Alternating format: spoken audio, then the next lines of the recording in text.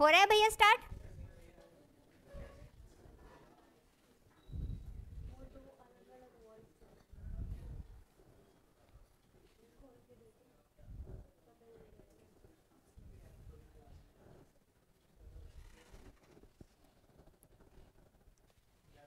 अच्छे से ट्रेन किया है मैंने आपको।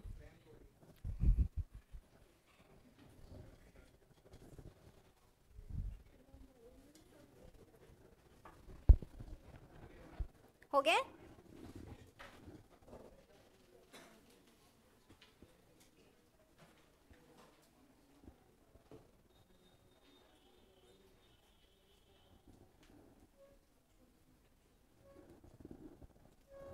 Good evening to all of you. हाँ जी विकास, आई एम फाइन। आप सब बताइए, आप सब कैसे हो? Okay, so I was saying कि आपको अपने माइंड से सभी डाउट, इनसिक्योरिटी सबको निकाल देना है। ये जो प्रिपरेशन है ये अपने आप में ही एक सबसे बड़ा स्ट्रेस है, इसीलिए इसको और ज़्यादा स्ट्रेस मत बनाइए। इस प्रिपरेशन को एंजॉय करिए एंड कंप्लेनिंग नेचर मत रखिए। Complaining nature regarding the sources, complaining nature regarding your preparation, complaining nature regarding your schedule, complaining nature regarding anything in your life. इन दिनों के लिए जो आपका अब जो ये मिड जैन है, यहाँ से आपका 28 मई जो आपका टारगेट है, उस टाइम पीरियड तक किसी को भी अपने मन में कोई भी कंप्लेन नहीं लेके आनी है। क्योंकि अभी जो कंप्लेन आनी स्टार्ट हो जाएंगी ना, लिख के ले लीजिए, वो कंप्लेन ऐसी होगी कि वही कंप्लेन आगे जाके आपकी फेलियर का आप एक्सक्यूज़ बना लोगे। क्योंकि हमारा ह्यूमन बीइंग का नेचर क्या होता है कि मेरे से तो कोई गलती हुई नहीं है, हमारी फेलियर भी है तो वो क्या है, वो कोई ना कोई फैक्टर रहा था जिसकी वजह से हुई है, और उसको बुनना आप अभी से स्टार्ट कर देते हो। सो इसीलिए ये जो टाइम पीरियड है इसको बहुत अच्छे से यूटिलाइज करिए।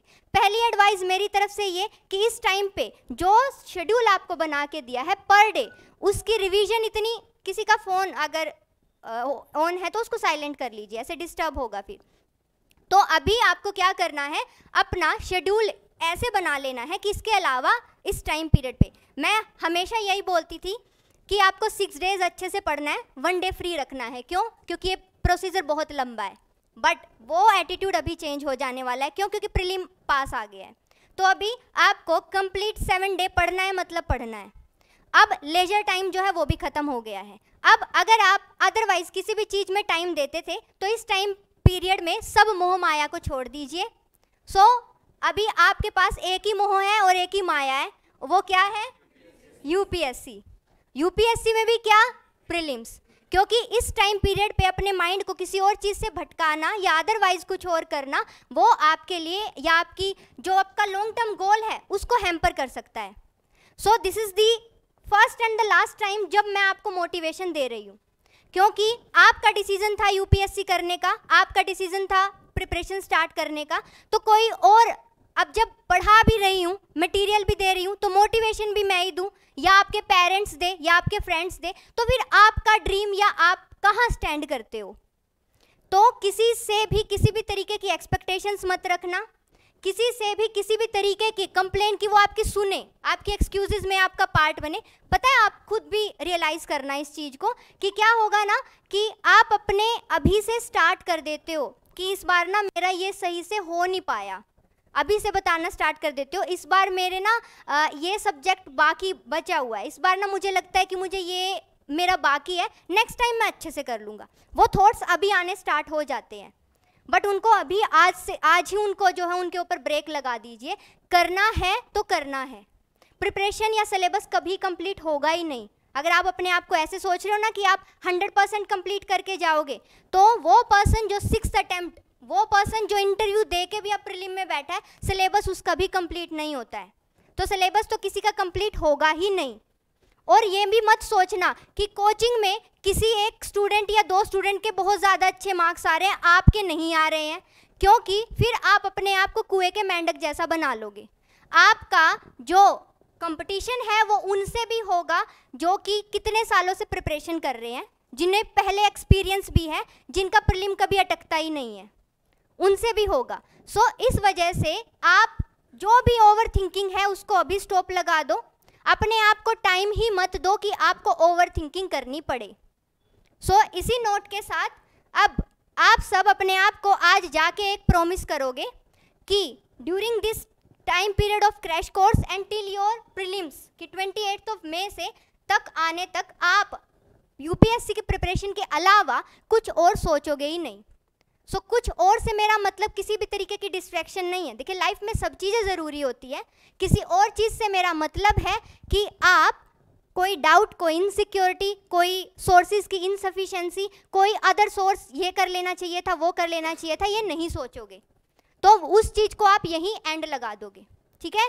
सो आपको करना क्या है, जो जीएस का आपका सब्जेक्ट हो रहा है उसी का 2 टाइम्स रिवीजन करना है। वो रिवीजन कैसे, आज क्लास खत्म हुआ जाके उसको रिवाइज किया है, फिर नेक्स्ट डे सुबह उठने के बाद, सो दैट कि ये टाइम पीरियड का गैप रहे, और उस टाइम जब आप याद कर रहे हो ना, एक एक्सपेरिमेंट बता रही हूँ मैं आपको, क्या करना आप कि पहले आप उसको आंख बंद करके जब बैठे हो पढ़ने, तो जो कल पढ़ा था उसको आंख बंद करके रिवाइज करो कि मैंने क्या क्या पढ़ा था। फिर बुक को ओपन करो और देखो कि हाँ सेम सीरीज में आपने उसी तरीके से बताया है क्या। अब आप सोचोगे कि मैम आप तो रट्टा लगवा रहे हो। So it's not all about the रट्टा। प्रीलिम्स में ये बोला जाता है कि यूपीएससी इतने आस पास के ऑप्शन देता है ना कि आता हुआ हो ना तो ऑप्शन देख के कंफ्यूज हो जाते हो। सो इस वजह से रट्टा नहीं बोल रही हूँ मैं बोल रही हूँ कि जो आपने याद किया है वो आप उसको रिटेन कितना कर पाए हो। It's all about checking your capabilities, your mind. तो उस तरीके से आपको करना होगा। ठीक है। अब किसी और का कोई आज ही आप अपना कंप्लेन एक्सक्यूज़ यहीं बंद करके जाना। मैं ये भी नहीं बोलूँगी मुझे बताना, मैं ये भी नहीं बोलूँगी किसी और को बताना, मैं ये बोलूँगी कि अपने आप को भी नहीं बताना। ठीक है। उसको एंड कर दो यहीं पे। ओके। हाँ जी, लेट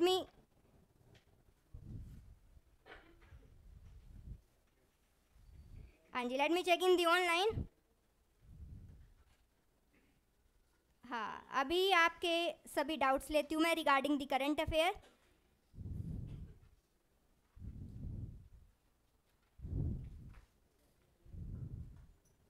अच्छा, नहीं मैं आई थिंक फ्रेम में आ रही हूँ ना, पोडियम की ज़रूरत नहीं है। फिर इधर दिखेगा या नहीं दिखेगा, मैं रखूँ पोडियम को बस। हाँ जी। सो अभी हम आ जाते हैं कहाँ, करंट अफेयर पे। ठीक है।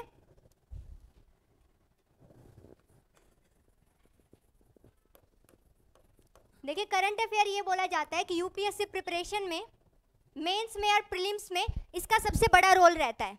आप सब मानोगे, जितना स्टैटिक का रहता है उतना ही करंट अफेयर का भी रहता है। बट आज के टाइम पीरियड पे क्या हो गया है, स्टैटिक का आपको नॉलेज होना चाहिए, उसको फिर आप लिंक करो करंट अफेयर के साथ एंड फिर वो आपको आगे जो है वही रास्ता दिखाता है।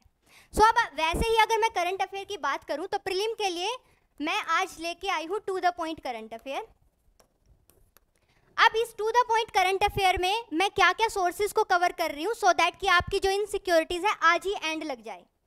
सो सबसे पहला जो मेरा फर्स्ट सोर्स है and that is the primary source, that is newspaper.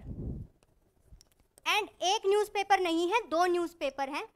First one is the Hindu, second one is the Indian express. तो 2 न्यूज़पेपर, वहाँ से छोटी छोटी चीज़ें जो कि इम्पोर्टेंट है वो है। उसके बाद मार्केट में जितना भी करंट अफेयर का मटेरियल अवेलेबल है उसको कंपाइल करके, उसको सॉर्ट आउट करके एंड किसका कितना ओवरलैपिंग हो रहा है, उसके बाद ये मैंने मास्टर नोट बनाए हैं, to the point note.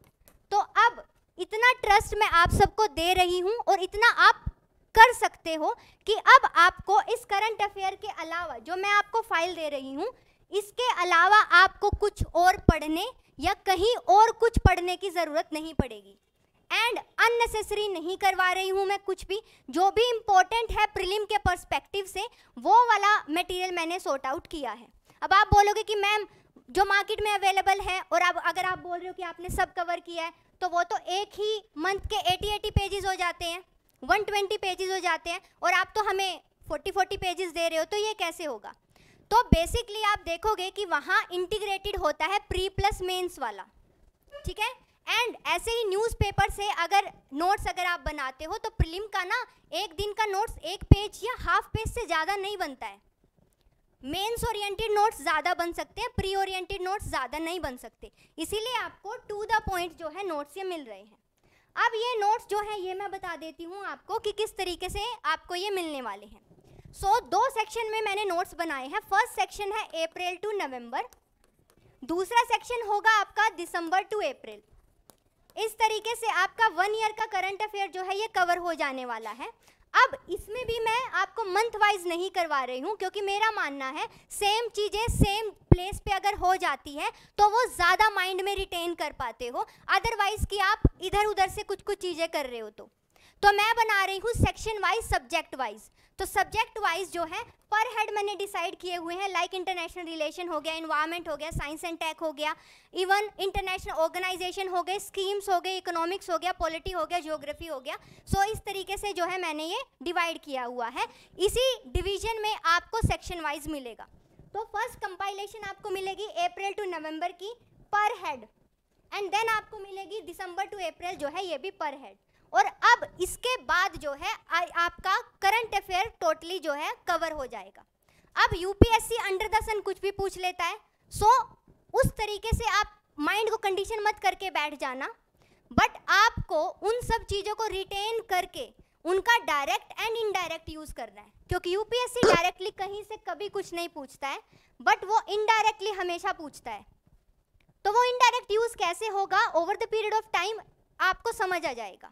But most important thing is that कि आपको क्या करना है, आपको जस्ट कोई भी पर्टिकुलर थिंग जो आपके पास है वो अच्छे से याद कर लेनी है, देन उसका इनडायरेक्ट यूज आपका हो जाएगा आपके एग्जाम में, आपके पेपर में। ठीक है, सो इस तरीके से ये जो है होने वाला है। अब मुझे बता दीजिए, और हाँ अब आपको एक और मैं बात आपको बता देती हूँ, ये जो नोट्स हैं ये मेरे हैंड रिटन नोट्स हैं, तो इनके अलावा आपको ना तो खुद से इनमें से भी शॉर्ट नोट बनाने की ज़रूरत है, क्योंकि अभी आप देखोगे काफ़ी शॉर्ट मैंने बनाए हुए हैं, ना तो इनमें से आपको शॉर्ट बनाने की ज़रूरत है, ना ही आपको इनमें से ही फिर नोट्स आप निकालो या इस पर ही कुछ आप लिखो, वो करने की ज़रूरत नहीं है। बट मैं इस तरीके से आपको कंडीशन नहीं करूँगी कि आप जो है अपने माइंड को कर लो कि नहीं हम तो लाइक अब रोबोट ही बन गए हैं या पुतले बन गए हैं कि जैसे हमें मोड़ोगे मैम हम मुड़ जाएंगे, बट ट्रस्ट में बनवाने की कोशिश कर रही हूँ जो आप रख सकते हो, and it's up to you. But let me assure you कि इसके अलावा फिर आपको कहीं और कुछ और पढ़ने की ज़रूरत पड़ेगी नहीं। जितना सिंप्लीफाइड हो सकता था उतना मैंने किया है, एंड आई होप अब क्योंकि ये हैंड रिटन नोट्स है और बिल्कुल मैंने आपके अकॉर्डिंग ही राइटिंग के हिसाब से किया हुआ है, सो दैट कि आपको टाइट भी ना लगे और ज़्यादा लूज भी ना लगे, तो उसी हिसाब से यू कैन सी इस तरीके से अब आपको कुछ भी अलग से करने की ज़रूरत पड़ेगी नहीं। ठीक है, सो अब मुझे बता दीजिए आपके कोई डाउट्स या अभी भी आपके मन में कुछ क्वेश्चन हो तो 2 मिनट मैं वो ले लेती हूँ, एंड उसके बाद फिर हम अपना फॉर्मली स्टार्ट करें, क्योंकि इस टाइम पे we can not afford to waste a single minute.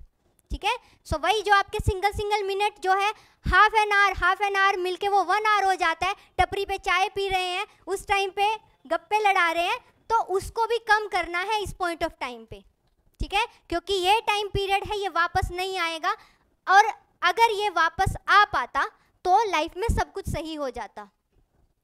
तो इसीलिए टाइम वापस नहीं आता है, ना आपको वापस करवाने देना है, तो बहुत अच्छे से पढ़ना है।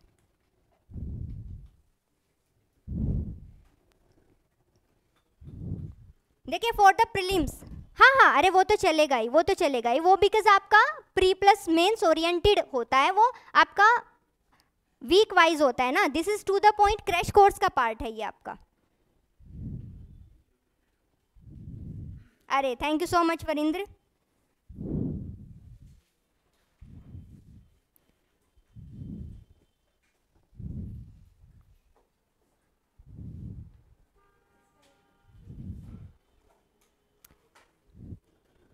अच्छा दीपिका अभी तो कर सकते हो,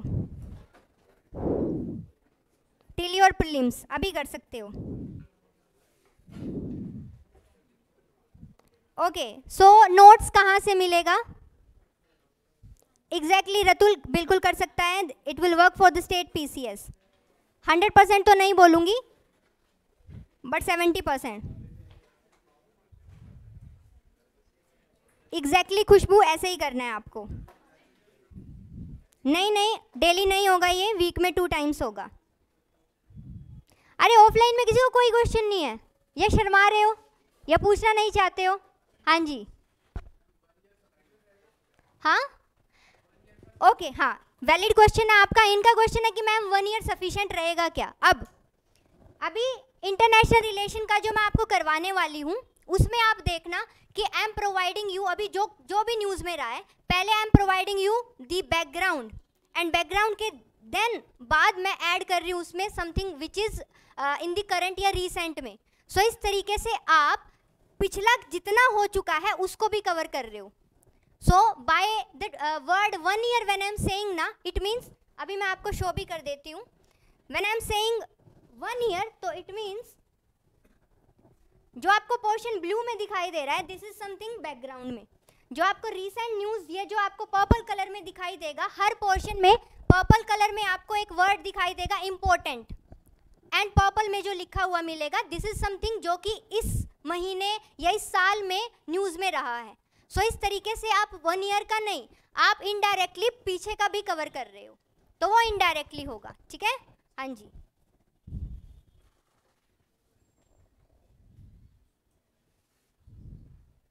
again Jethalal's life stuck, video stuck हो गया।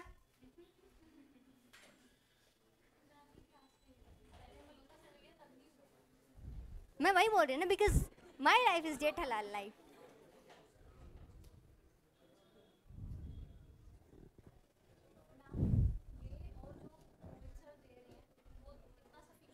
If you can manage both, then you can, otherwise you can only rely upon this.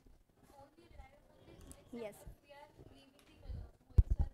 If you can manage, you can manage. Otherwise, it is sufficient, more than sufficient.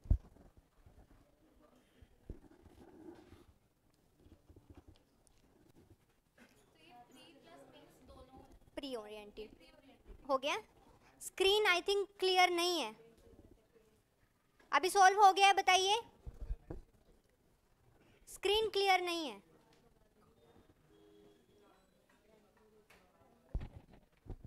अरे अरे tension मत लो, I am here, मैंने बोल दिया है।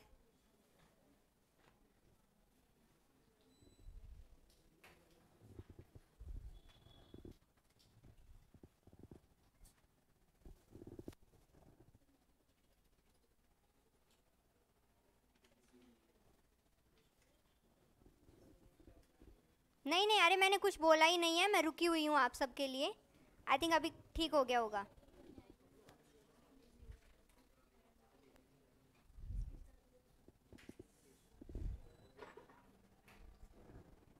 हाँ जी, हाँ बिल्कुल बिल्कुल रिपीट कर दूंगी। अभी मैं आई थिंक मैंने सिर्फ वही बोला था कि 1 ईयर का नहीं कवर होगा, डायरेक्टली 1 ईयर का हो रहा है, इनडायरेक्टली जो है पीछे के सालों का भी हो रहा है। तो इस वजह से आपको कुछ भी टेंशन करने की ज़रूरत नहीं है। वो जो माइंड में टेंशन को स्पेस दोगे, उसकी जगह पे आप इसी को जो है 3 से 4 बार रिवाइज कर लेना, सो दैट कि आपको माइंड में, अगर मैं आपको रात को जगा के भी पूछूं कि आज क्या पढ़ा था, तो आप जो है तेनाली रामा की तरह वो भी सुना दो। ठीक है, ऐसा आपको अपने आप को कर लेना है। ओके,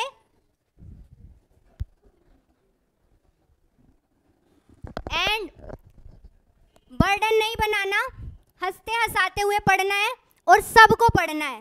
एंड मेरा क्या रहता है कि मेरी इंटरएक्टिव क्लासेस होती हैं, जब तक मैं क्वेश्चन पूछूं और आंसर सामने से ना आए तब तक मुझे अच्छा नहीं लगता और ना मैं आपको अच्छा लगने दूंगी। ठीक है, तो इसीलिए अब we are going to start formally. So let me just tell you, आज जो हम सेक्शन करने वाले हैं, हाँ जी ऑनलाइन वालों, करूं स्टार्ट? अभी किसने बोला?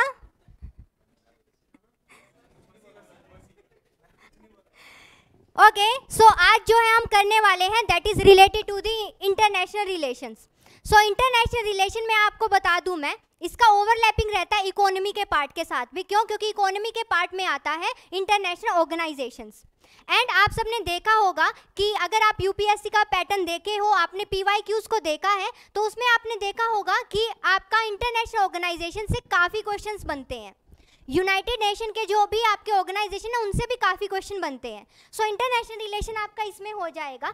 इस पोर्शन में आपके मेजर कुछ इंटरनेशनल ऑर्गेनाइजेशन कवर होंगे और कुछ आपके जो आपका सेकंड सेक्शन होगा ना, जैसे कि मैंने आपको अभी बताया था दिसंबर टू अप्रैल वाला, कुछ उसमें होंगे आपके इंटरनेशनल ऑर्गेनाइजेशन कवर, ठीक है। सो दोनों को मिला के आपको हो जाएंगे, आपको टेंशन करने की ज़रूरत है नहीं।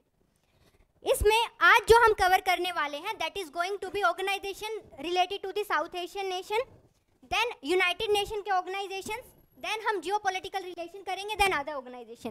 पहले मैं ये करवाने वाली हूँ साउथ एशियन, उसके बाद मैं पहले जियोपॉलिटिकल रिलेशन करवाऊंगी, फिर उसके बाद हमारा यूनाइटेड नेशन के ऑर्गेनाइजेशन, देन अदर, ठीक है। इस तरीके से होने वाला है।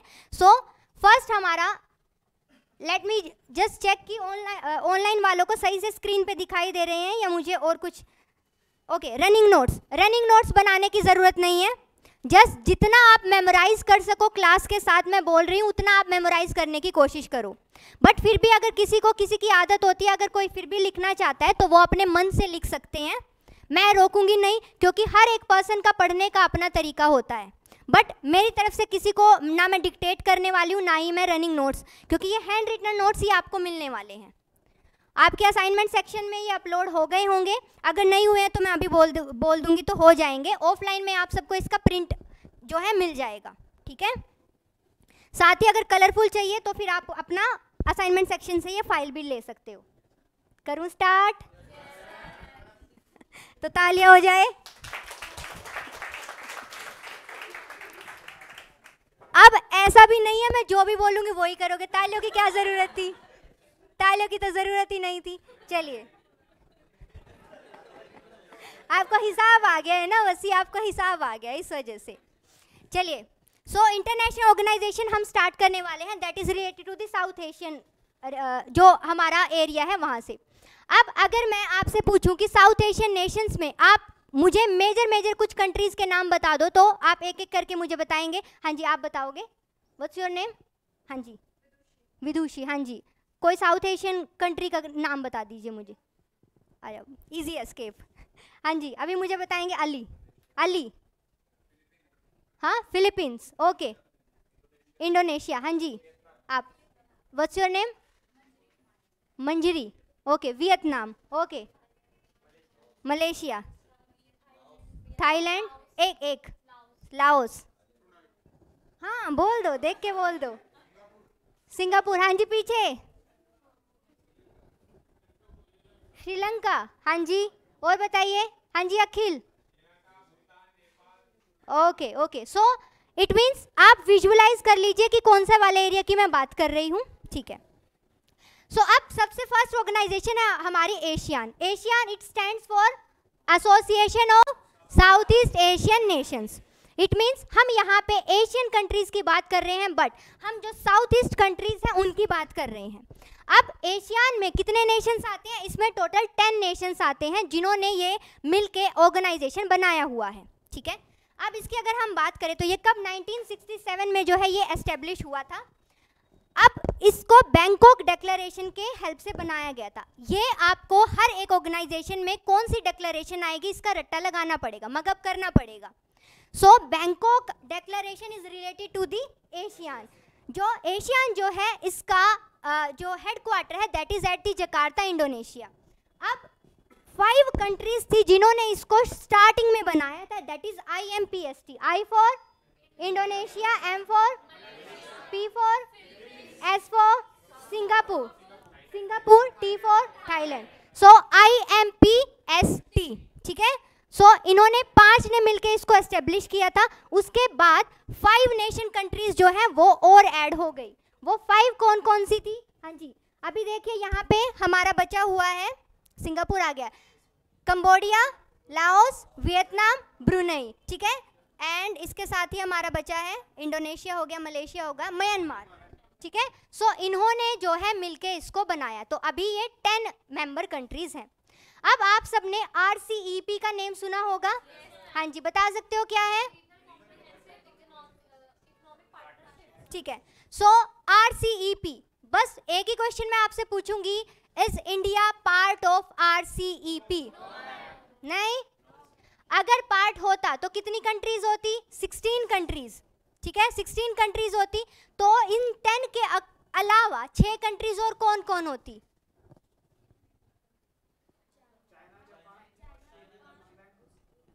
ओके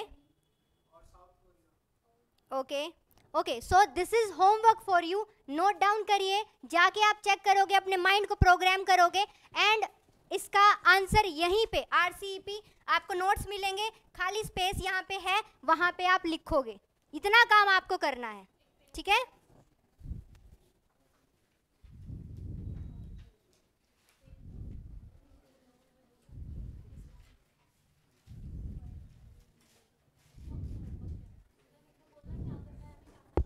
RCEP कितनी कंट्रीज हैं? कौन कौन सी कंट्रीज? और अगर इतना काम दे दिया है तो एक और दे देती हूँ, ईस्ट एशिया समिट जो है उसमें 2 और ऐड हो जाती है, वो कौन कौन सी है, ठीक है। सो ये आपको करके लेके आना है। First question is RCEP countries कौन कौन सी हैं, and then East Asia summit उसमें कौन कौन सी कंट्रीज आती हैं, वो आपको देख के लेके आना है, ठीक है। इतना देख के लेके आओगे। चलिए वापस से यहाँ आ जाते हैं हम। Association of South East Asian nations when it started 1967। कितनी कंट्रीज हैं? 10। कब एस्टेब्लिश हुई थी? Due to the Bangkok declaration. अब अगर वर्ल्ड में इसका ये जो हम ज्योग्राफिकल रीजन या अदरवाइज इनकी जो इकोनॉमी है उसको देखें तो it is the 7th largest economy, लेकिन कंबाइन करके। सो टोटल इस एरिया को कंबाइनली 7th लार्जेस्ट इकोनॉमी ये स्टैंड कर सकता है। नेक्स्ट इनका टारगेट ये है, जैसे ये बाकी कंट्रीज को भी मिलाते जा रहे हैं, that we want to project themselves as 4th largest by 2050। सो ये इनका टारगेट है। अब क्या ये एज अ स्टेटमेंट आ सकता है? तो बिल्कुल आ सकता है, ठीक है। सो इस तरीके से आपको ये याद कर लेना। नेक्स्ट, अभी रिसेंटली क्या हुआ था? रिसेंटली इंडिया और एशियान, क्योंकि इंडिया एशियान का, अब ये देखिए हमारा क्या है, हमारा नेबर फर्स्ट पॉलिसी आता है, उसके साथ ही हमारा एक्ट ईस्ट पॉलिसी आता है। सो इन दोनों की ही वजह से हम चाहते हैं कि हमारे आसपास जो भी कंट्रीज हो, हम वहाँ पर एक कोऑपरेशन का एक सेंस बना के रखें। दैट्स वाई हम इनके साथ जो है एस्टेब्लिशमेंट या रिलेशनशिप बनाते हैं। इसीलिए हमारे इनके साथ जो है फ्रेंडशिप के 30 ईयर्स हो चुके हैं, और अभी हमने 22 में 30th ईयर जो है सेलिब्रेट किया है। 30th ईयर हमारी फ्रेंडशिप को हो गए हैं, लेकिन फॉर्मली जब हमने बैठ के बातचीत करना स्टार्ट किया तो इस साल 2022 में means last year 19th meeting हुई थी इंडिया एशियान की। कहाँ? कंबोडिया में, ठीक है। तो ये याद करना पड़ेगा। अब इस मीटिंग में क्या हुआ? अर्लियर हम स्ट्रेटेजिक पार्टनरशिप या स्ट्रेटेजिक प्रोग्राम की बात करते थे, इस मीटिंग में हमने SP को चेंज करके CSP बना दिया, that is comprehensive strategic plan या प्रोग्राम या जो है प्रोजेक्ट हो सकता है। उसमें हमने क्या क्या बोला? उसमें हमने 4 सेक्टर्स की बात करी, दैट इज MICF, ठीक है। लिख लीजिए, मतलब लिखा तो मेरे को आदत है बोलने की, लिखना नहीं है वैसे। MICF, that is M, maritime security. आप सबको पता है इस एरिया की अगर हम बात करें तो यहाँ से कौन सी स्ट्रेट आती है? Malacca strait. So Malacca strait जो है वहाँ से ट्रेड हमारा होता है, मैरीटाइम सिक्योरिटी तो ज़रूरत है नहीं है, तो मैरीटाइम सिक्योरिटी एक पॉइंट होने वाला है। साथ ही साथ इसी मलाक्का स्ट्रेट के थ्रू क्या इंडियन ओशन पैसिफिक ओशन तक पहुंच पाता है? सो इसीलिए इंडो पैसिफिक प्रोजेक्ट्स की हम बात करेंगे। अब मैरीटाइम की ही बात की गई है तो क्या वहाँ पे डाकू डकैत नहीं आएंगे? बिल्कुल आएंगे, तो हमें उसकी तो ज़रूरत पड़ेगी। साथ ही साथ जो है अब हम इंफॉर्मेशन टेक्नोलॉजी की भी जो है वो सब बात कर रहे हैं, इस वजह से हमें जो है साइबर सिक्योरिटी की ज़रूरत पड़ेगी। Next, interoperability of the digital financial system. क्यों? क्योंकि अब जितनी पेमेंट्स हो रही हैं, जो भी चीज़ें चल रही हैं, that is related to the digital system. So इस तरीके से ये आपको कर लेना है। अब अच्छे से हो गया ये आपका, तो क्लास में ही साथ साथ आपको याद करते चलना है। एक बार हम एक सेक्शन करेंगे, आपको टाइम दूंगी, फिर वापस से आप पढ़ोगे, ठीक है। अब नेक्स्ट, इसी में जो हम इम्पोर्टेंट चीज़ों की बात करें तो वो ये कि जब हमारा 2018 में 25th एनिवर्सरी थी फ्रेंडशिप की, तो उस टाइम पे हमने दिल्ली डिक्लेरेशन जो है ये उस टाइम पे हमने लाइक साइन किया था, या हमने उस टाइम पे उनके साथ अग्री किया था। अब ये दिल्ली डिक्लेरेशन क्या है इसमें जाने की ज़रूरत नहीं है, बट लिख मैंने क्यों दिया है, क्योंकि बैंकॉक डिक्लेरेशन का क्या कोई रिलेशन हो सकता है दिल्ली डिक्लेरेशन से? हो सकता है। Why? Because Bangkok is something related to the origin of the ASEAN and Delhi declaration is something which is related to the relationship of ASEAN and India. And 25th anniversary आप सबको पता है 25th होता है तो क्या आ जाता है? Silver jubilee. तो उस टाइम पे हमने डिक्लेरेशन साइन किया था। नेक्स्ट, इंडिया जो है वो फर्स्ट डायलॉग पार्टनर रहा है एशियान का जो कि टूरिज्म सेक्टर में काम कर रहे हैं। क्यों? क्योंकि उनको भी पता है। अब आप नॉर्मल सोच के बताइए कितना इजी है इंडोनेशिया थाईलैंड में घूमने जाना, है या नहीं है? तो टूरिज्म सेक्टर को उसी तरीके से जो है प्रमोट करना चाहते हैं। अब आप सब तो गए नहीं हो तो कैसे पता होगा, ठीक है? चलिए, सो फर्स्ट आपका हो गया। नेक्स्ट आता है SAARC. SAARC is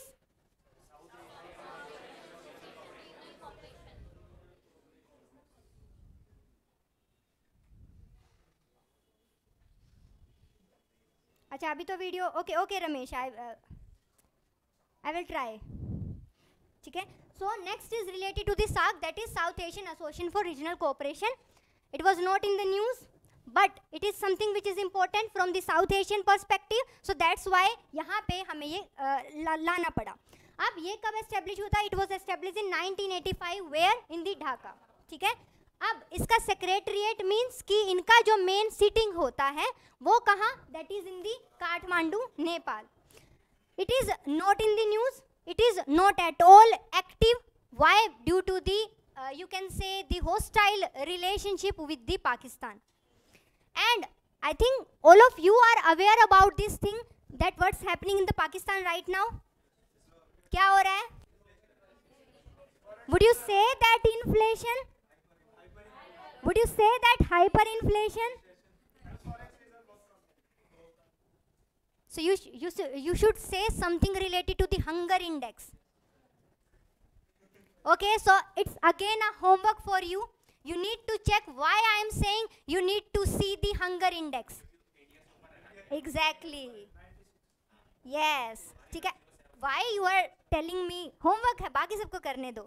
So you all need to check the hunger index and the relation between the India and Pakistan index number, कि उसमें क्या इंडेक्स नंबर दिया हुआ है, क्या कुछ है।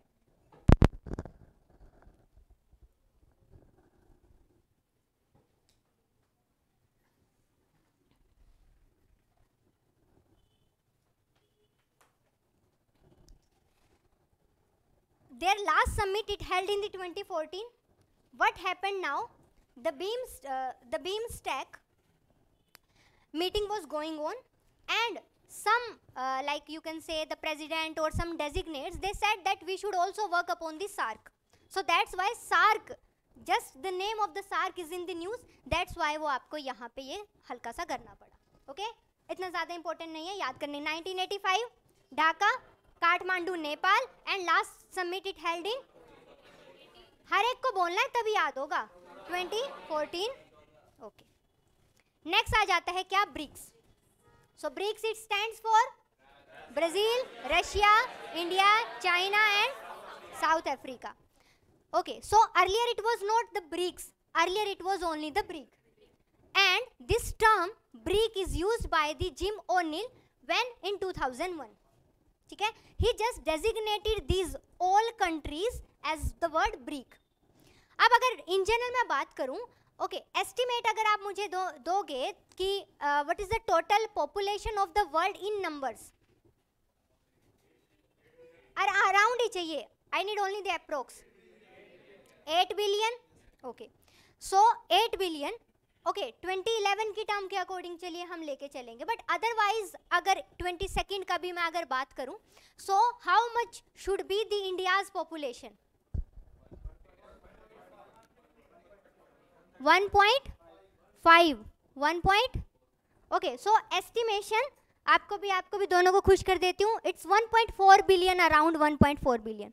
And some used to say that in earlier in the World Population Report 2019, they said that India will surpass the China in 2027. But in this year, the World Population Report 22nd, they said that India will surpass the China in 2023. So that's why the population of the China is around 1.4 billion. So approx, if I combine both the population of the China and the India, so वो total 2.8 billion के आसपास आती है, and that is combinedly 36% of the total world population. So India and China combinedly they host the 36% population of the total world. And उनके साथ ये छोटू मोटू countries को अगर और मिला दूं तो ये कितना बनता है 41% पॉपुलेशन, 41% टोटल वर्ल्ड का पॉपुलेशन बनती है. So BRICS alone is hosting the population 41% population. And then total world की GDP का 24% वो होल्ड ऑन कर रही है. नेक्स्ट वर्ल्ड ट्रेड का 16% शेयर जो है वो होल्ड ऑन कर रही है. मीन्स टोटल जो वर्ल्ड का ट्रेड है उसका 16% ये 5 कंट्रीज ही कर रही हैं. अब आप बोलोगे कि मैम सिर्फ 16% और 5 countries, why? Because I am talking about the China also. China is a part of the BRICS and क्या सिर्फ 16% ही हो सकता है? सो नॉर्मल अगर मैं यहाँ पे बात करूँ तो टोटल वर्ल्ड का जितना ट्रेड होता है उसकी बात की गई है. अब आप ये देखिए approx, you just give me the approximation कि कितना कंट्रीज होगा इन द टोटल वर्ल्ड. 196. ठीक है, precisely it's 196. And who became the country, like designation किसको मिलता है? किसको मिलता है कि ये कंट्री है? The designation provided by the United Nation is considered as कि ये कंट्री है, वही माना जाता है. ओके, सो अब यूनाइटेड नेशन जिनको भी बोल देता है, तो यू जस्ट थिंक कि 16% अगर ये हो गया है तो approx 84%, and 84% it goes to 191 countries. तो ये कम नहीं है, बहुत ज़्यादा है उस लिहाज से. नेक्स्ट, कंबाइनली अगर एरिया वाइज बात की जाए तो 29.3% of the total land surface की बात करते हैं. लार्जेस्ट किसके पास है? रशिया के पास. तो ये छोटे मोटे क्वेश्चन हमें करने भी नहीं है, ना यूपीएससी पूछता है, सो उसमें जाने की ज़रूरत नहीं है. एक और बात, अपना माइंड को इस टाइम पीरियड पे नंबर्स में मत कंफ्यूज करना कि किसका कहाँ कितना लाइक शेयर है, किस कंट्री का कितना क्या कुछ करती है, वो नहीं. इंडिया के कॉन्टेक्स्ट में किसका कितना शेयर है, मतलब अपने माइंड को यूपीएससी की डिमांड के अकॉर्डिंग करिए. अदरवाइज पढ़ने का ओशन बढ़ता चला जाएगा, आपको नहीं पता चलेगा कब आप आउट ऑफ ट्रैक जा रहे हो. सो यूपीएससी के पीवाईक्यूज ही आपको ट्रैक पे लेके आ सकते हैं. You need to check that कि इंडिया के साथ किसका, मतलब वो मैं करवा ही दूंगी, आपको टेंशन करने की ज़रूरत नहीं है कि इंडिया के साथ किसका क्या ट्रेड रिलेशन है, इंडिया के साथ कौन ट्रेड सरप्लस में है, कौन ट्रेड डेफिसिट में है, ये सब कुछ करना होगा. अदरवाइज किस कंट्री का जीडीपी कितना है, एशियान में है या उसमें है, वही अभी आपका डाउट भी था. हाँ जी, तो वही आपका डाउट भी था. तो वो सब नहीं जो है पर्टिकुलर आपको जानने की ज़रूरत है, क्योंकि अननेसेसरी याद करोगे तो नेसेसरी याद करने का टाइम छूट जाएगा. इस वजह से जो नेसेसरी है मैं करवा रही हूँ. ओके, इन्फोग्राफिक आपको नहीं समझ में आ रहे हैं? हाँ जी, हाँ अनुराग, इसके साथ साथ मैं वो भी करवाऊँगी साथ साथ में ऐड करके. अच्छा, क्या हुआ ना कि ये फाइल है ना यहाँ पे कंप्रेस करके डाली है, इस वजह से आपको ये साफ से नहीं दिखाई दे रहे होंगे. जो आपको नोट्स मिलेंगे उसमें एकदम क्लियर है, और जो आपके अपलोड होंगे उसमें भी क्लियर है. ठीक है, नेक्स्ट टाइम से ये भी मैं ठीक से करवाऊंगी. अभी आप मैनेज कर लीजिए like how I am managing. Okay, so अब इम्पोर्टेंट पोर्शन इज दैट जो कि आपका न्यूज़ में रहा हो. जिसमें इंपॉर्टेंट पोर्शन नहीं होगा इसका मतलब वो न्यूज़ में नहीं रहा था. सो इम्पोर्टेंट क्या है कि अभी 14th ब्रिक्स समिट हुई, जिसका नेम क्या रखा गया? Beijing declaration. Why? Because China, and China जहां अपना नाम ना रखे उसे मज़ा नहीं आता. तो ऐसे आप याद रखना कि ब्रिक्स की समिट हुई तो कहाँ हुई? बीजिंग, एंड बीजिंग डिक्लेरेशन ही आई. अब उसमें क्या किया गया बीजिंग डिक्लेरेशन में? बीजिंग डिक्लेरेशन में ये बोला गया that we need to support the Ukraine. And now you see the double standard कि हम दूसरों के साथ तो करके करना पड़ेगा, अदरवाइज यूएनएससी में हम मना कर देते हैं, एब्सटेन कर लेते हैं, that we are not voting. But यहाँ बीजिंग डिक्लेरेशन, तभी चाइना ने बोला मेरा आगे से नेम आना चाहिए. ठीक है, क्यों? क्योंकि यूक्रेन के उसमें मुझे अच्छा दिखना है। सो दैट्स वाई क्या बोला गया, that we are going to support the UN and the international committee of red cross. You all of you know कि रेड क्रॉस किस लिए जाना जाता है? रेड क्रॉस किस लिए जाना जाता है? It's related to the relief services on the war. Very good, ठीक है। Usually I have a system कि जो अच्छे से आंसर कर देता है ना, I use to give them 1 point, ठीक है। अब लास्ट में जिसके पॉइंट सबसे ज़्यादा होते हैं उनको मैंने प्रॉमिस किया हुआ है प्रीलिम का मैं एक्सक्लूसिव मटेरियल दूंगी, ठीक है। So that's going to start from now onward. So first point goes to you, ठीक है। इनके लिए तालियां हो जाए। नेम बता दीजिए सो दैट मैं याद रखूं। नेम बता दीजिए। Manjeet, okay, very good. So उसके लिए होता है, तो इन्होंने बोला है दैट उनके एफर्ट्स को हम हेल्प करेंगे and we are going to provide humanitarian aid to the Ukraine, ठीक है। Why? Because all of they think that Ukraine is the only victim, so that's why हमारा सारा एड उन्हीं की तरफ जाएगा। Next, concern about the situation in the Taliban led held Afghanistan. सबको पता है अफगानिस्तान में जो कुछ हो रहा है, तो हम वहाँ पे भी हेल्प करना चाहते हैं, ठीक है। अब होगी नहीं होगी वो देखने वाली बात है, बट ये किस में आया है? बीजिंग डिक्लेरेशन में। सो बीजिंग डिक्लेरेशन में 2 बात की गई, एक यूक्रेन, दूसरा अफगानिस्तान। इन दोनों से ही रिलेटेड, क्यों? क्योंकि वहाँ पे यूक्रेन में वॉर चल रहा है एंड अफगानिस्तान में तालिबान लेड जो है अफगानिस्तान ये रहा है, ठीक है। उसके बाद नेक्स्ट आ जाता है बीमस्टेक। बीमस्टेक की अगर बात करें तो 1997 में again with the Bangkok declaration. अब आप बोलोगे मैम हम तो कंफ्यूज हो जाएंगे, ठीक है। क्यों कंफ्यूज हो जाओगे? क्योंकि एशियान का भी तो यही था एंड बीमस्टेक का भी यही था।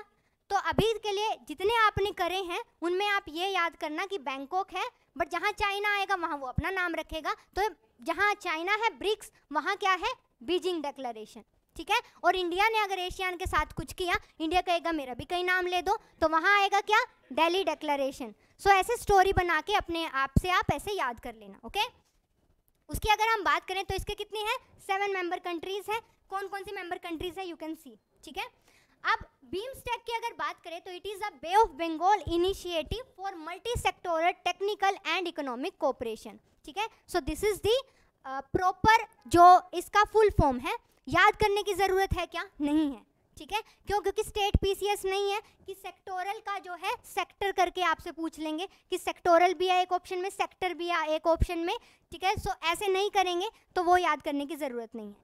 फिर आप बोलोगे कि मैम 1997 ये याद करने की ज़रूरत क्यों है? क्योंकि इस टाइम पीरियड से आप एस्टिमेशन लगा के ना आसपास की चीज़ों का लिंक बना सकते हो एंड ये खुद से फील करके देखना आप, ये होता है। इस वजह से आसपास के ईयर याद कर लेने चाहिए सो दैट कि आप एसोसिएशन बना पाओ। अब अगर बीमस्टेक वाले एरिया की बात करें तो it accounts for 22% of the world population. China नहीं है इसमें, बट इंडिया 1.4 बिलियन को होल्ड ऑन करता है, ठीक है। एंड कंबाइनली जो है इनका जीडीपी 2.7 ट्रिलियन है। अब you all need to tell me India ने क्या टारगेट रखा हुआ है? 5 ट्रिलियन बाय 2024, ठीक है। 5 ट्रिलियन का उन्होंने रखा हुआ, बट अभी देखिए कंबाइनली इनका कितना मर रहा है? 2.7 ट्रिलियन। तो बहुत काम करने की ज़रूरत है, ठीक है। 1/4 ऑफ द वर्ल्ड ट्रेड जो है ये इसी बे ऑफ बंगाल से जाता है। इस वजह से ये बे ऑफ बंगाल वाला जो एरिया है, इस बे ऑफ बंगाल वाले एरिया से जाता है। इस वजह से इस एरिया को हमें होल्ड ऑन करने की ज़रूरत है। क्यों? क्योंकि इंडियन ओशन का पार्ट है ये।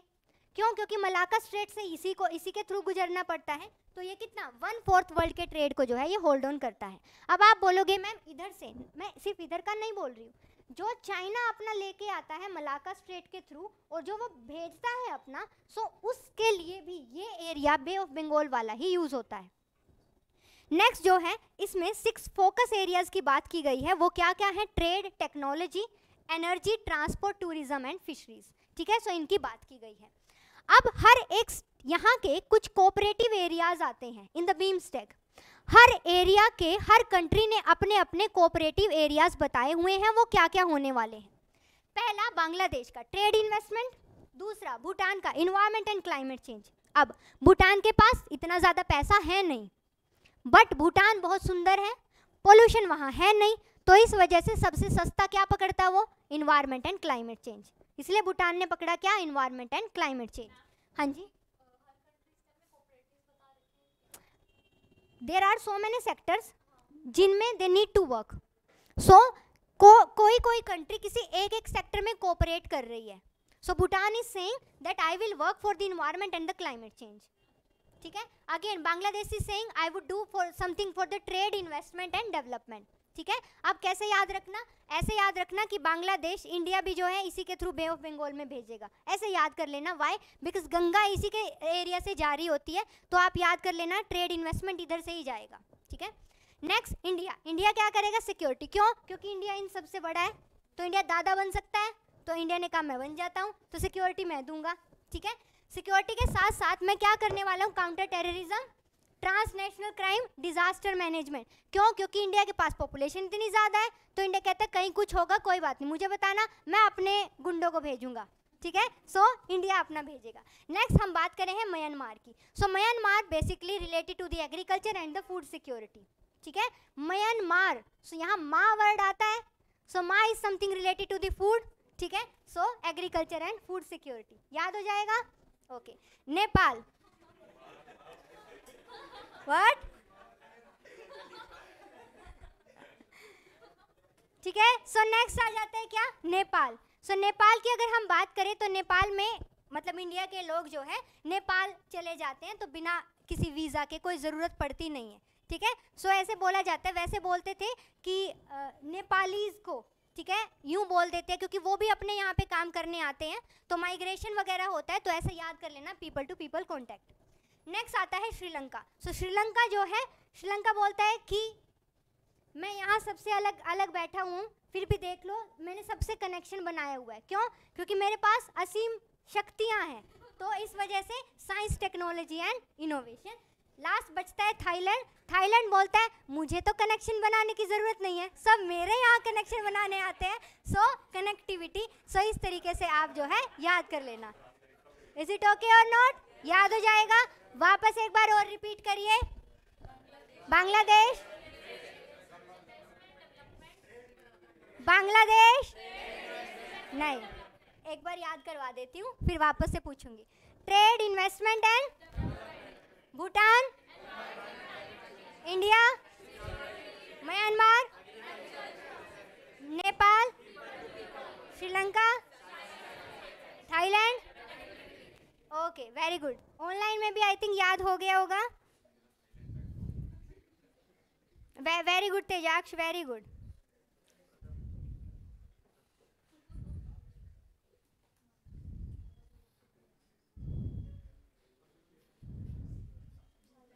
अच्छा Ramesh, you just hold on for some minute. I have to take this class in bilingual language. We'll talk to you after the class. You just hold on. We'll talk to you after the class. Don't worry, Ramesh. हाँ जी, बिल्कुल PDF मिलेगी, सब मिलेगा. चलिए, याद हो गए ना सबको? सो ये हमारे जो अभी फर्स्ट पोर्शन है साउथ एशियन का, वो हो गया है कंप्लीट. टिप्स पे रट जाना चाहिए, साथ ही साथ इसको बल्कि मत बनाना. जिस दिन जो हो गया वो साथ में याद होना चाहिए. नेक्स्ट क्लास जब भी होगी हमारी वीक में 2 टाइम्स रहने वाली है. नेक्स्ट होगी, पहले वाला सुनूंगी फिर नेक्स्ट करवाऊंगी. ठीक है. ओके. सो आज इतना ज़्यादा हो नहीं पाया है क्योंकि टाइम का भी मिसअंडरस्टैंडिंग हो गया था, उस वजह से भी, एंड साथ में आज फर्स्ट टाइम का मुझे मोटिवेशन भी देना पड़ा, तो वो भी एक रीज़न हो गया. चलिए, अब जिससे पूछूं वो मुझे बताएंगे. ऑनलाइन में हर कोई बताएंगे. हाँ जी, thank you so much Parth. अच्छा चलिए, अभी क्वेश्चन भी करना है. And Ramesh, you please don't worry, I will talk to you after the class. Okay, बोलने के लिए बोला. चलिए, और एक तो मुझे सबके नाम पता होने चाहिए. विदुषी था ना आपका नेम? विदुषी, दूषी. Okay okay. तो मुझे बताएंगे प्रियांशु. सो मुझे आप बताइए, सार्क का जो सेक्रेटरीट है वो कहाँ पे है?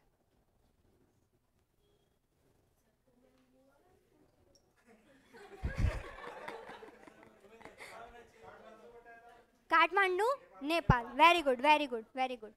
हाँ जी, अभी मुझे बताएंगे सौम्या। सौम्या आप मुझे बताइए कि ब्रिक जो टर्म है सबसे पहले कहाँ यूज हुई थी, किसने की थी? नेम नहीं जानना चाहती हूँ, जस्ट आप मुझे हल्का सा ही दे दो।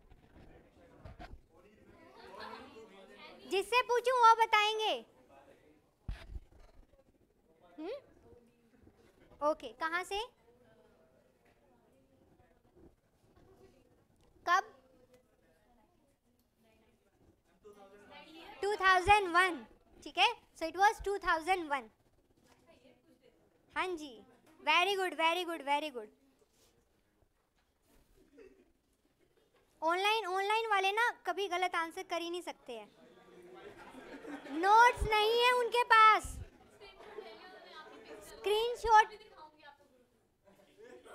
स्क्रीनशॉट तो ले ही नहीं सकते हैं।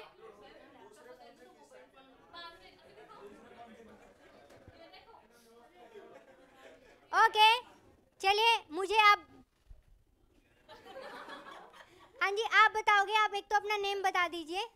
हाँ जी, हाँ अहमद बोले, सैफ बोले, वो चलेगा। हाँ जी ओके, सो आप मुझे, चलिए मैं अहमद ही बोल देती हूँ ये। तो आप मुझे बताएंगे कि म्यांमार में अंडर द बीमस्टेक क्या कोऑपरेशन वो दे रहे थे म्यांमार? कोई फुसफुसाइए मत please. Food security and Akhil, दूसरा कौन सा था फूड सिक्योरिटी के साथ ही? Agriculture and food security, very good. हाँ जी मानसी। ओके सो मानसी आप मुझे बताएंगे थाईलैंड।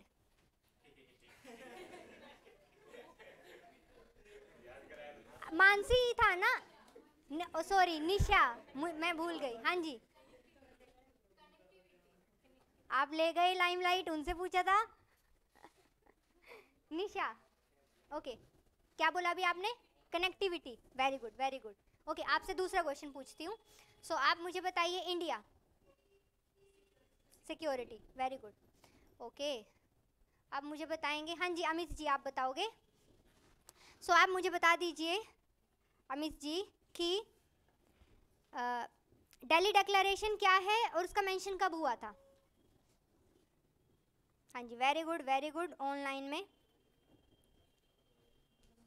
हाँ जी अमित जी, मैं आपका नेम भूल गई हूँ या सही बोल रही हूँ? सही बोल रही हूँ ना? हाँ जी बता दीजिए।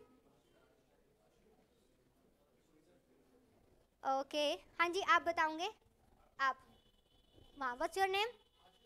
आशीर्वाद, हाँ जी बताइए। Okay and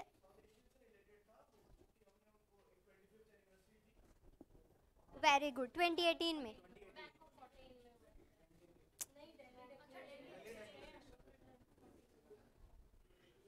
twenty fifth of, हाँ जी वेरी गुड। तो अभी सिर्फ ये 4 ही थे, 4 में याद करने की कोई बड़ी बात नहीं थी। याद करने की बात तब होगी जब 40 बन जाएंगे, ठीक है? चलिए and very good online and the offline student. फिर बोलोगे सिर्फ ऑनलाइन वालों को आप करते हो। एंड पढ़ाई में ध्यान दिया करो, फोटोज क्लिक कर करके ग्रुप्स में मत डाला करो, आपके अलग ही चलते हैं।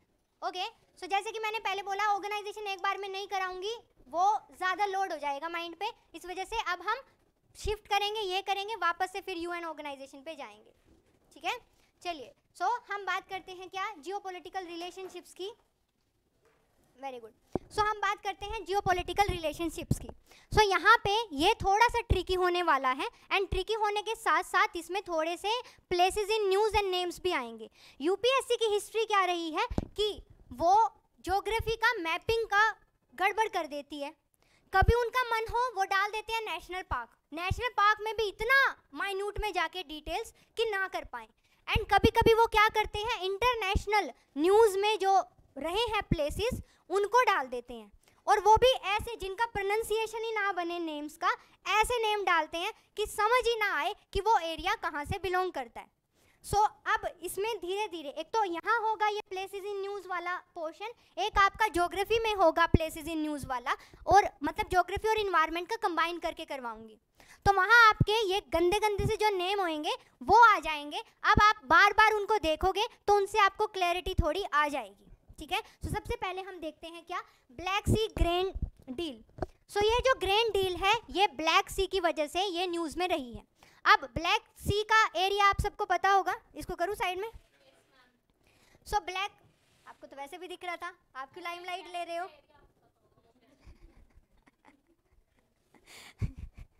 ओके, सो ब्लैक सी वाला एरिया।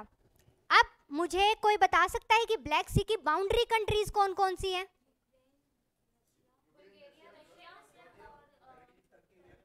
ओके, सो अगर मैं इन जनरल बात करूं, सो यहाँ पे आता है टर्की, टर्की के बाद यहाँ पे आता है बुल्गारिया, देन रोमानिया आता है, यूक्रेन आता है, रशिया आता है, जॉर्जिया आता है।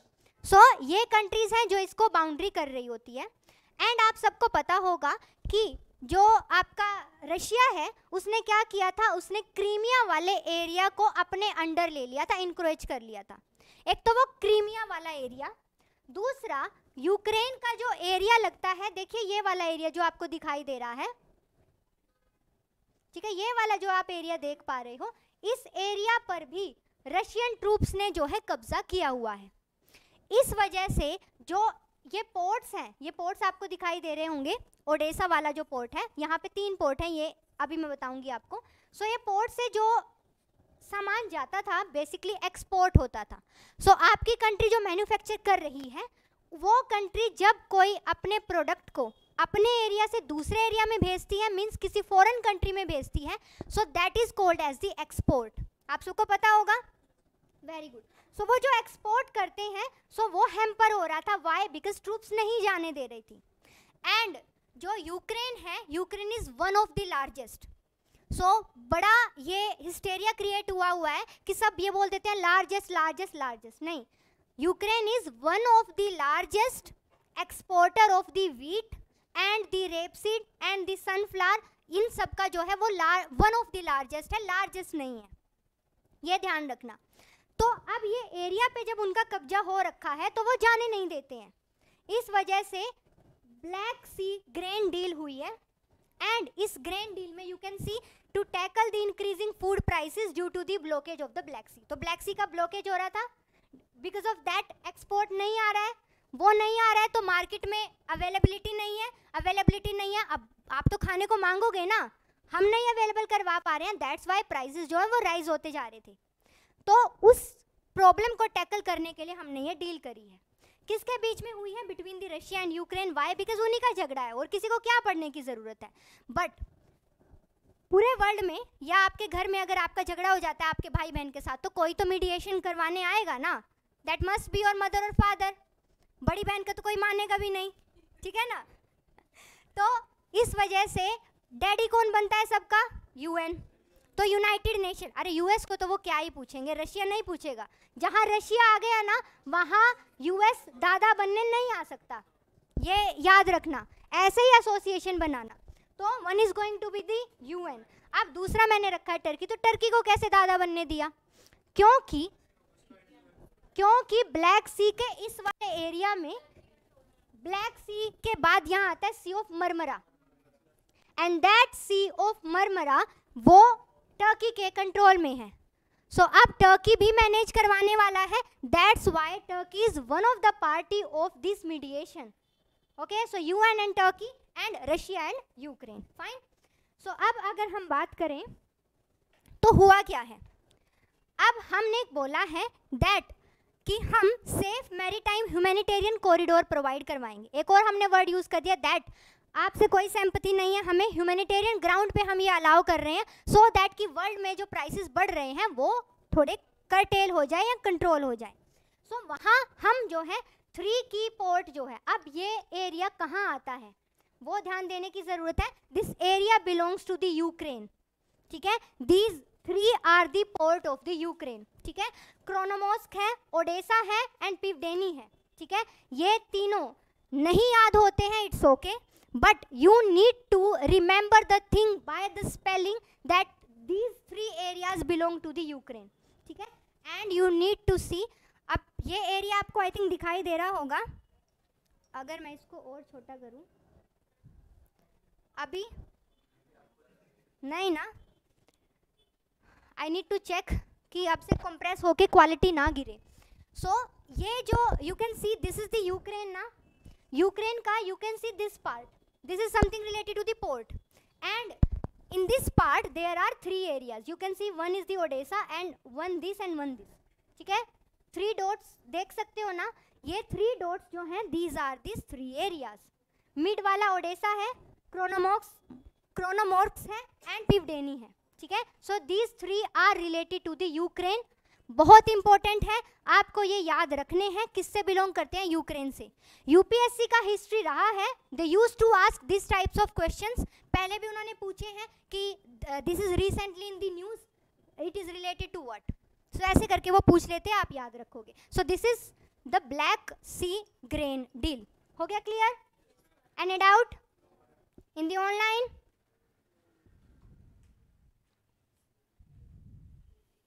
Very good, very good. Okay, so next हम आ जाते हैं Indus water Treaty. So Indus water treaty is something related to the Indus river. ठीक है, कब हुई थी? 1960 में ये हुई थी. Okay, so this is the treaty between India and Pakistan. Very good. And अब यहाँ पे भी कोई तो दादा बनने आएगा, so that is World Bank. ठीक है, usually World Bank is something related to the money, but यहाँ पे आपको याद रखना पड़ेगा कि वर्ल्ड बैंक ने मीडिएट किया था between the India and the Pakistan. ठीक है, अगर हम एरिया की बात करें, सो एरिया वाइज अगर हम बात करें तो एरिया के अकॉर्डिंग हमारे पास नॉर्मली इंडस रिवर जो है, इंडस रिवर का major there are 5 tributaries of the Indus river. ठीक है, कोई बता सकता है? हाँ जी, एक एक करके. ओके, एक एक करके. हाँ जी, आप बताओगे अरुण? झेलम. ओके, हाँ जी, आप बताओगे? हाँ, रावी. ओके, हाँ जी, आप फिर लाइमलाइट ले जाती हो. अरे नहीं, it's okay, very good, very good. I am just kidding. ठीक है, ऐसे तो अली से पूछ लीजिए. हाँ,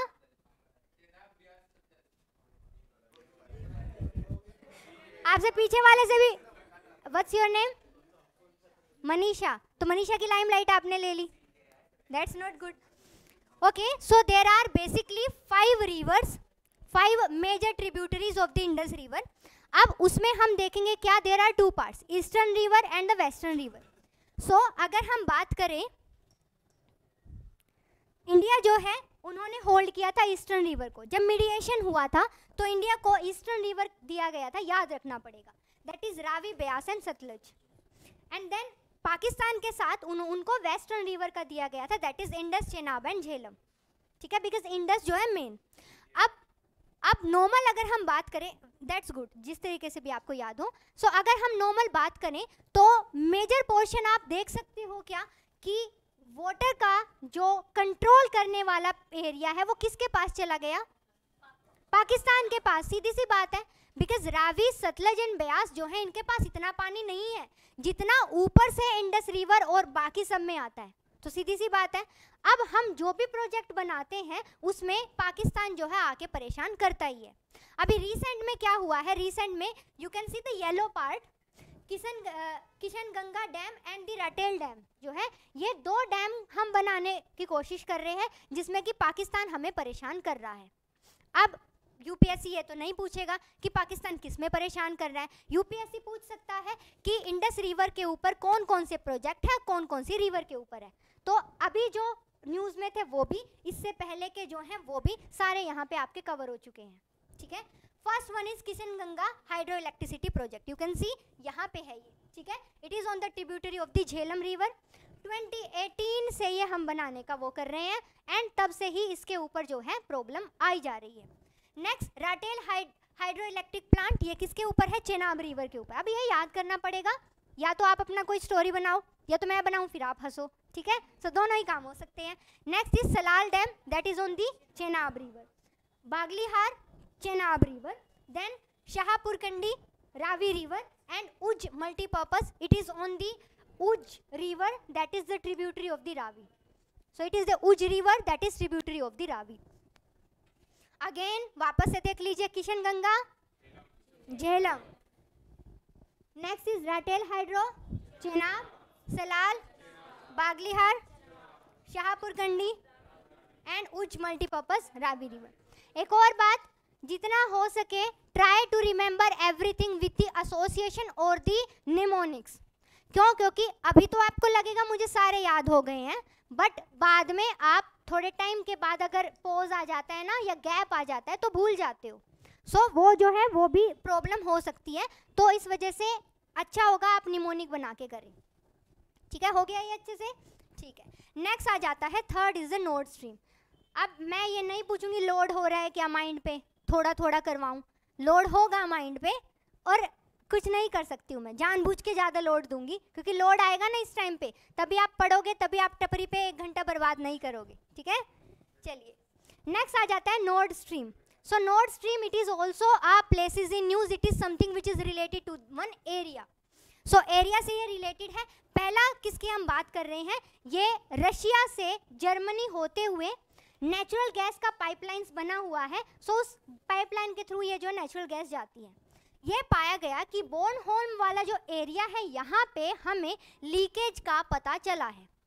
सो लीकेज किसकी हुई, मीथेन गैस की हुई. क्या ये हमारे लिए इंपॉर्टेंट है? इंपॉर्टेंट नहीं है. हमारे लिए इंपॉर्टेंट क्या है, the name of the area. Bornholm कहाँ या किससे बिलोंग करता है, it is related to this area. ठीक है, that is related to the Russia. ठीक है, एंड इसके साथ साथ ही ये वाला जो जिस एरिया की हम बात कर रहे हैं, यहाँ पे 2 रीजन और आते हैं. व्योमबोर्ग वहाँ से आता है लुम्बिन तक, एंड उसलुगा वहाँ से आता है ग्रिफ्सवाल्ड तक. ठीक है, आपको सही से दिख जाएंगे ये, चिंता मत करिए. बट ये 2 एरिया जो है, these 2 areas they are also related to the Russia and Germany का जो नेचुरल गैस वाला एरिया है. ठीक है, अब आप सबने देखा होगा बाल्टिक सी कहाँ बिलोंग करता है, एस्टोनिया, लैटविया, लिथुआनिया, नहीं, डेनमार्क. Very good. ठीक है, सो ये वाला एरिया से बिलोंग करता है. अब इस एरिया से होकर ये नेचुरल गैस का पाइपलाइन गुजर रहा था. आपको कुछ नहीं करना है, जस्ट आपको पता होना चाहिए ये 2 एरिया कहाँ बिलोंग करते हैं, रशिया में. ये 2 एरिया कहाँ बिलोंग करते हैं, जर्मनी में. सो अगर एसोसिएशन बनानी आई तो आप बना सको. ठीक है, और ये जो स्ट्रीम है, they can ask a question like that, recently node stream is in the news, what is it. और ऐसे पास के ऑप्शन दे देंगे कि आप बोलोगे स्ट्रीम क्या हो सकता है, नोड क्या हो सकता है. Nord may be related to something to the Nordic countries. Stream क्या हो सकता है, स्ट्रीम आप ये सोच लो कि stream is something which is related to the blood stream भी हो सकता है. ठीक है, हेल्थ से रिलेटेड भी हो सकता है. तो उस टाइम पे जो नहीं पता है तो कुछ भी हो सकता है, और वो कुछ भी होने के लिए आसपास के ऑप्शन भी देंगे. सो इस वजह से आपको अब पता चल चुका है ये क्या है. ठीक है, वेरी गुड. नेक्स्ट आ जाता है इंडिया एंड बांग्लादेश का रिलेशनशिप्स. ठीक है,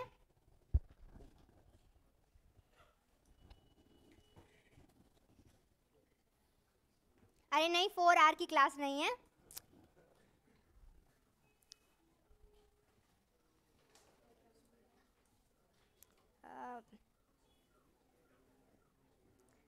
डाउट नहीं है किसी का? ठीक है, वेरी गुड. ओके, सो अब हम बात कर रहे हैं क्या, इंडिया और बांग्लादेश के रिलेशनशिप्स की ही. इंडिया और बांग्लादेश के रिलेशनशिप्स की बात करें तो इकोनॉमिक पर्सपेक्टिव में जाने की ज़रूरत नहीं है. क्यों? क्योंकि इकोनॉमी वाला पार्ट करवाऊंगी, उसमें हो जाएगा. यहाँ पे जस्ट हम ये like region wise places in news के हिसाब से हम देखेंगे. सबसे पहले हम बात करें तो इंडिया एंड बांग्लादेश के बीच में काफ़ी सारे जो है प्रोजेक्ट्स जो हैं उसके ऊपर भी बात चलती है. क्यों? क्योंकि यही कॉमन एरिया है जहाँ से यू कैन सी कि जो आपका लाइक गंगा रिवर है वो आके जो है वाटर में मिलती है बे ऑफ बंगाल वाले रीजन में. सो इस वजह से यहाँ पे कितनी ही रिवर होंगी, हमारे ट्रिब्यूटरीज भी निकली होंगी, कितने हमारे प्रोजेक्ट होंगे जो उनसे इंक्लूडेड या मिलते जुलते होंगे. अगर हम उनकी बात करें तो कुशियारा रिवर जो है it is the tributary of the Barak river. ठीक है, यू कैन सी ये वाला जो पोर्शन आपको दिखाई दे रहा है, this portion is the Barak river. ठीक है, यहाँ पे ये जो आपको पोर्शन दिखाई दे रहा है that is the Kushiyara river. So अब बेसिकली क्या हुआ है, कुशियारा रिवर जो ट्रिब्यूटरी है बराक रिवर की, यहाँ ये रिवर जो है बॉर्डर बनाती है किसके साथ, इंडिया और बांग्लादेश के साथ, ठीक है। कहाँ, ये पोर्शन आप देखिए, ये पोर्शन, इतना पोर्शन आपको दिखाई दे रहा है क्या, ये जो अभी मैंने रेड में किया है, इतना सा पोर्शन दिख रहा है। यहाँ पे कौन सा स्टेट हो सकता है, मेघालय इधर होएगा ना, त्रिपुरा।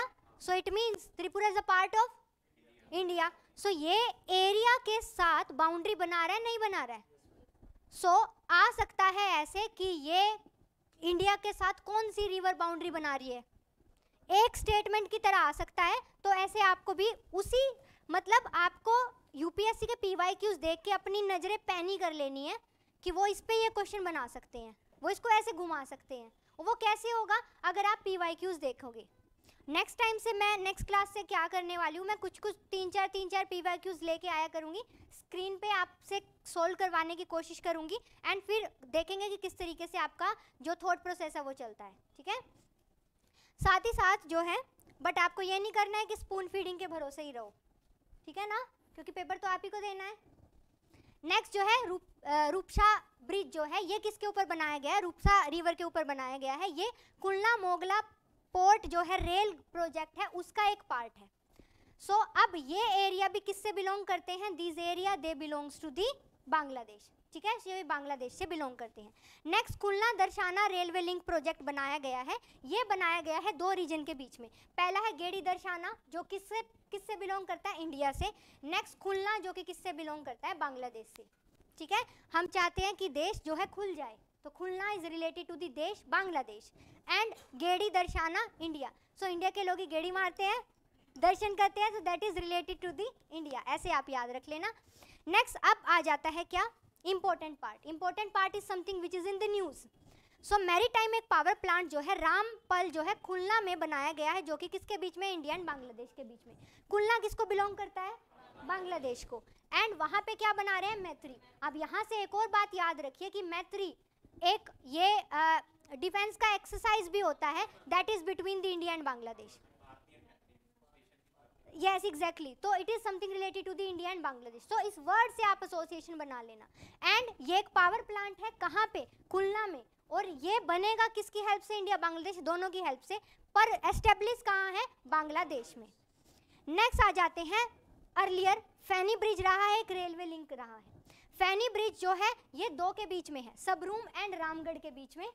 रामगढ़ है बांग्लादेश का एंड सबरूम है त्रिपुरा, ठीक है। सो हम सबको पूरा रूम देते हैं, सो इंडिया देता है, क्योंकि इंडिया सबका ध्यान रखता है ना। सो उसी तरीके से Sabroom is related to Tripura. So आप अपना एसोसिएशन बना के याद कर लेना। नेक्स्ट रेलवे लिंक की हम बात करें, चिलाहटी एंड हल्दीबरी। हल्दी किससे बिलोंग करती है, इंडिया से, तो हल्दी इंडिया का ही क्या है, डेटोल है।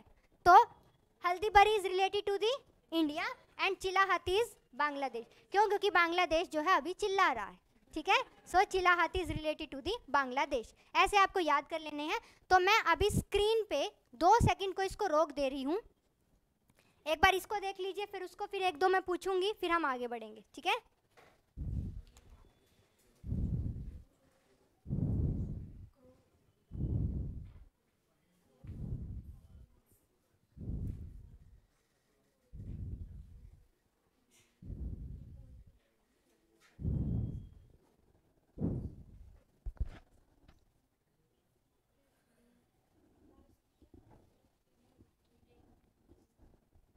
पीवडेनी, आदित्य लिख के फायदा नहीं होएगा। हाँ जी करूँ ऊपर, देख लिया है। हाँ जी ऑनलाइन में तो साफ दिखाई दे रहा होगा ना।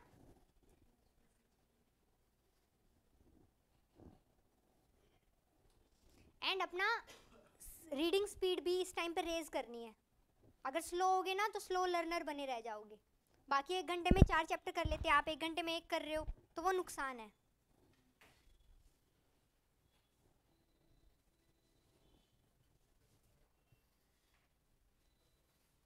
हाँ जी हाँ, अनु बताने वाली हूँ अभी, होल्ड ऑन। हो गया,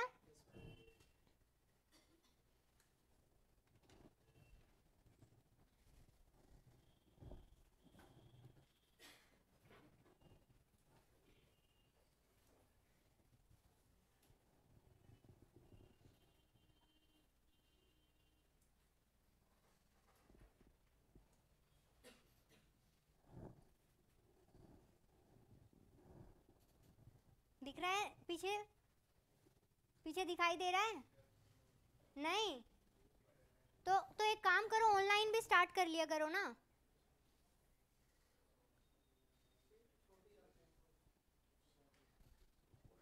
आगे सीट रहती है, पहले आओ पहले पाओ।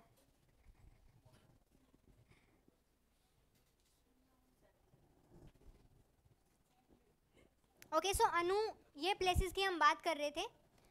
लुम्बिन है एंड ग्रिफ्सवॉल्ड है, that is in the Germany, and Vyborg है एंड उस्लुगा है, it is in the Russia.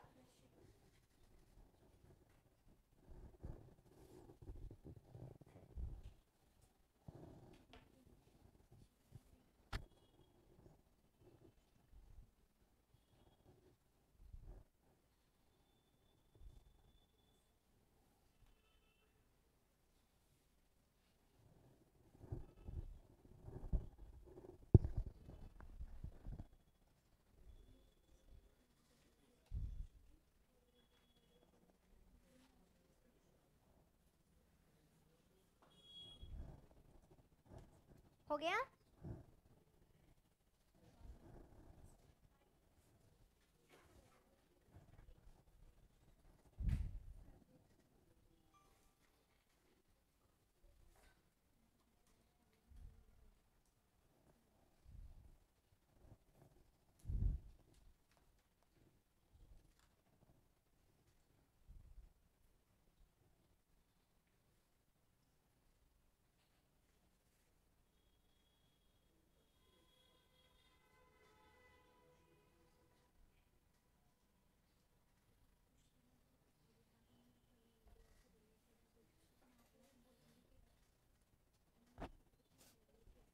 That is different. Kushinagar, अच्छा अच्छा, हाँ सही है। हाँ जी, हो गया?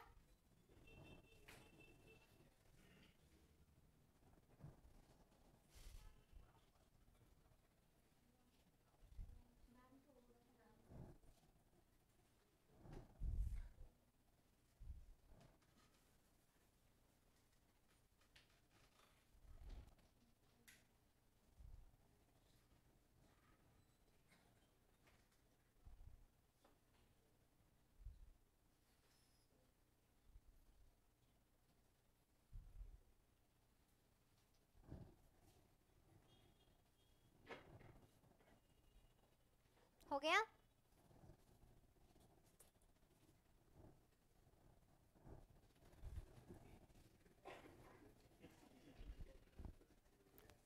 हाँ जी हाँ जी आफ्ताब, चलिए। अच्छा नहीं, वो होगा, अलग से करवाऊंगी मयूरी, इस वजह से यहाँ पे मैंने शॉर्ट में करवाया, ज्योग्राफी में करवाने वाली हूँ। होल्ड ऑन, सब मिलेगा। चलिए मैं, ओके इरशाद है ना? हाँ जी इरशाद, तो आप मुझे बताएंगे रुपसा रिवर जो है, सॉरी ब्रिज, उससे रिलेटेड किसके बीच में है, कहाँ है, क्या कुछ है? ओके किस रेल प्रोजेक्ट का पार्ट है वो? ये थोड़ा डिफिकल्ट हो गया, इस बार लाइमलाइट मैं दे रही हूँ। हाँ जी, इस बार नहीं लोगे। It's okay. हाँ जी आप बताओगे? Dinesh, very good very good. Okay सो अभी मुझे बताएंगे, हाँ जी आदित्य आप बताएंगे, तो आप मुझे बता दीजिए Feni bridge.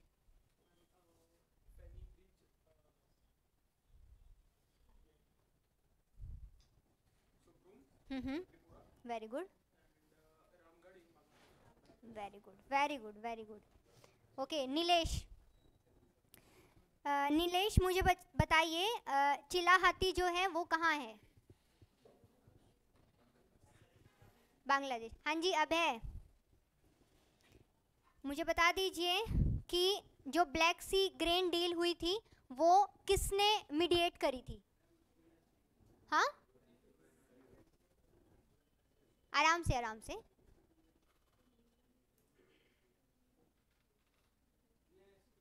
UNSC.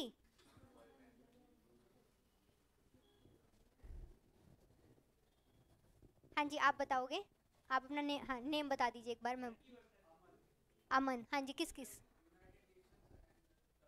United nation and Turkey, ठीक है। हाँ, गुड गुड, वेरी गुड।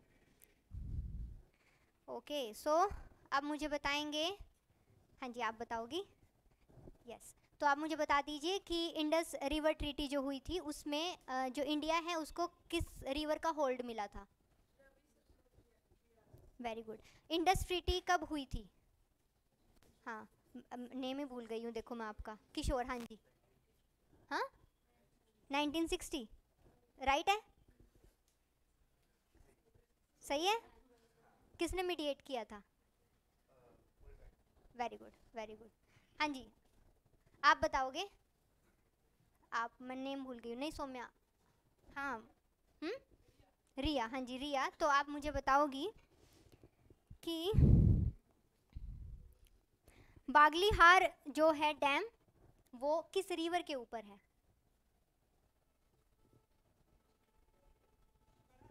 हाँ,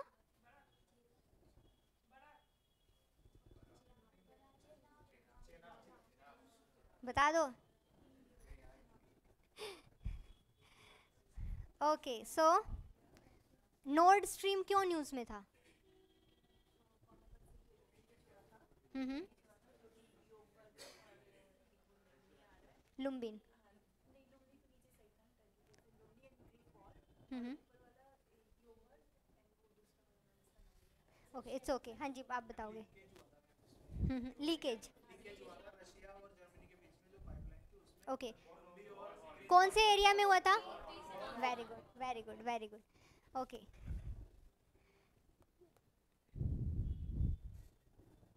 okay, so with this note we have to end this class today. आज थोड़ा शॉर्ट हो गया due to the misunderstanding and mismanagement.